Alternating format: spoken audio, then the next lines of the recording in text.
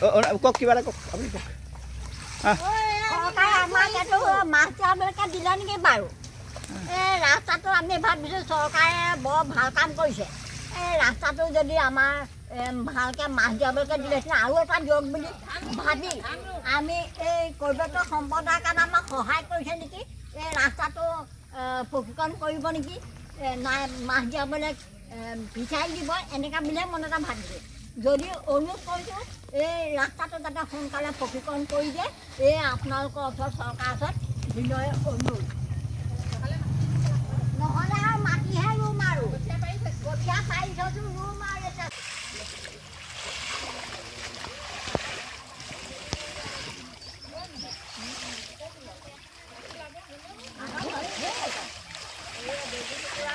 নমস্কাৰ এইখন হৈছে আমাৰ গাঁও এইখনেই গাঁও মোৰ ঘৰ এইখিনিতে এইটো ঘৰ আৰু এইটো হৈছে হেমচন্দ্ৰ গোস্বামী যিটো পণ্ডিত হেমচন্দ্ৰ গোস্বামী যিটো পথ এই আগৰ অধ্যক্ষ যে আছিলে আপোনাৰ হিতেন গোস্বামী দেৱৰ ঘৰ এইখিনিতে ঘৰ মানে এইপিনে দিয়ে যায় এইটো হৈছে এইপিনে হৈছে এটা নাহৰণি চুকুৰাআলি এইটো এই নাহৰণি চুকুৰাআলিটো হৈছে এই নাহৰণি চুকুৰাআলিৰ পৰা পণ্ডিত হেমচন্দ্ৰ গোস্বামী পথলৈ সংযোগী একমাত্ৰ পথটোৱে হৈছে এইটো লোকসভাৰ আমাৰ যিটো বিধানসভাৰ অধ্যক্ষ যে আছিলে হিতেন গোস্বামী তেওঁৰ ঘৰলৈ এইপিনে দিয়ে যায় আজি মৃণাল শইকীয়া হিতেন গোস্বামী বহুত লেবেল মাৰি থাকে কিন্তু তেখেতসকলে আজি 8 তাৰিখত কিন্তু এই মূল পথটো কিন্তু আজিলৈকে নহ'ল মৃণাল শইকীয়া জকাইচুকলৈকে অঙৰি বঙৰি হ'লে জকাইচুকৰ ৰাস্তাও পকী কৰিলে কিন্তু এই ৰাস্তাটো আজিলৈকে পকী নকৰিলে এই ৰাস্তাটো পকী নকৰাৰ কাৰণে এই ৰাস্তাটো নিৰ্মাণ নকৰাৰ কাৰণে এই অঞ্চলৰ ৰাইজৰ যথেষ্ট হাৰাশাস্তিৰ সন্মুখীন হ'বলগীয়া হৈছে স্কুলৰ ল'ৰা ছোৱালী আহিব পৰা নাই ইয়াত বেমাৰী এটা হ'লে ইয়াৰ পৰা যাব পৰা নাই কিমান বাৰ কোৱা হ'লেও কোনো গুৰুত্ব দিয়া নাই এটাই অপৰাধ ইয়াত দুখীয়া মানুহে বাস কৰে এটাই অপৰাধ এই ৰাস্তাটোৰ কাষত কোনো ধৰণৰ মন্ত্ৰী বিধায়কৰ লগত চামা কিবা এইটো মানে লগত লাগি ফুৰা কোনো ধৰণৰ মানে মানুহ নাই আজি দিছপুৰৰ পৰা পীযুষ হাজৰিকাই যে মোৰ ভিডিঅ'টো চাইছে দিছপুৰৰ পৰা পীযুষ হাজৰিকাই বৰসভা খাবলৈ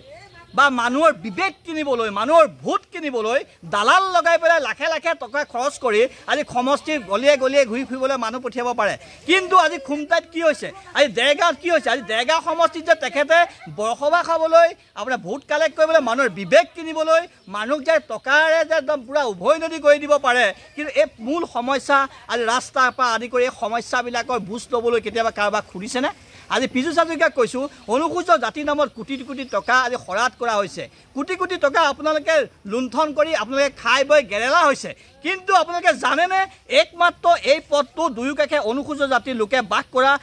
কৰা এই পথটো ৰাংডালি পলহগুৰি গাঁৱৰ এই পথটো